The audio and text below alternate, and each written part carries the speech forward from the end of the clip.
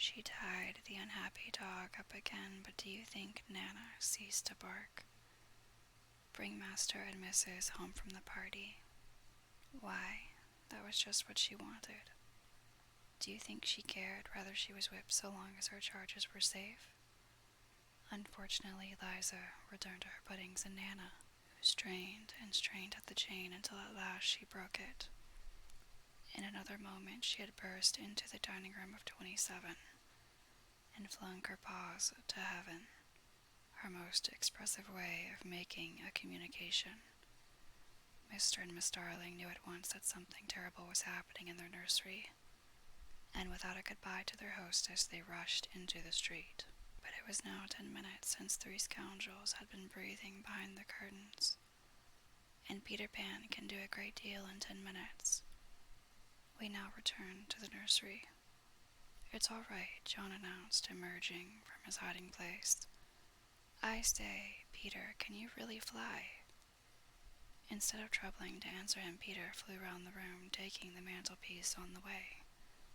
How topping, said John, and Michael, how sweet, cried Wendy. Yes, I'm sweet, oh, I am sweet, said Peter, forgetting his manners again. It looked delightfully easy, and they tried it first from the floor and then from the beds, but they always went down instead of up. I say, how do you do it? Asked John, rubbing his knee. He was quite a practical boy.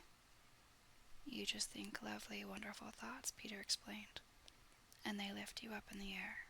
He showed them again. You're so nippy at it, John said. Couldn't you do it very slowly once? Peter did it both slowly and quickly. I've got it now, Wendy, cried John.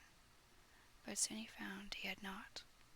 Not one of them could fly an inch, though even Michael was in words of 2 syllables, and Peter did not know A from Z. Of course Peter had been trifling with them, for no one can fly unless the fairy dust has been blown on him. Fortunately, as we have mentioned, one of his hands was messy with it, and he blew some on each of them with the most superb results.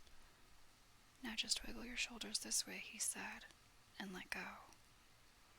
They were all on their beds, and gallant Michael let go first. He did not quite mean to let go, but he did it, and immediately he was borne across the room. I flew," he screamed, while still in midair. John let go and met Wendy near the bathroom. Oh, lovely. Oh, ripping. Look at me, look at me, look at me. They were not nearly so elegant as Peter. They could not help kicking a little, but their heads were bobbing against the ceiling. And there is almost nothing so delicious as that. Peter gave Wendy a hand at first, but had to desist. Tink was so indignant. Up and down they went, and round, heavenly was Wendy's word. I say, cried John, why shouldn't we all go out? Of course it was to this that Peter had been luring them. Michael was ready. He wanted to see how long it took him to do 1,000,000,000 miles, but Wendy hesitated. Mermaids, said Peter again. Oh, and there are pirates. Pirates, cried John, seizing his Sunday hat. Let us go at once. It was just at this moment that Mr.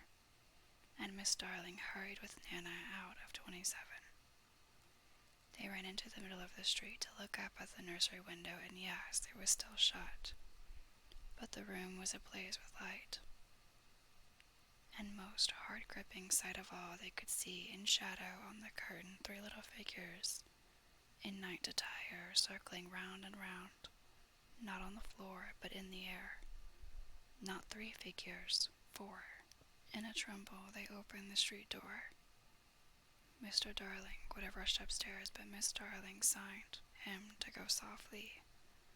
She even tried to make her heart go softly. Will they reach the nursery in time? If so, how delightful for them. And we shall all breathe a sigh of relief. But there will be no story. On the other hand, if they are not in time, I solemnly promise that it will all come right in the end. They would have reached the nursery in time, had it not been that the little stars were watching them. Once again the stars blew the window open, and that smallest star of all called out, "Cave, Peter." Then Peter knew that there was not a moment to lose. "Come," he cried imperiously, and soared out at once into the night, followed by John and Michael and Wendy. Mr. and Miss Darling and Nana rushed into the nursery too late. The birds were flown.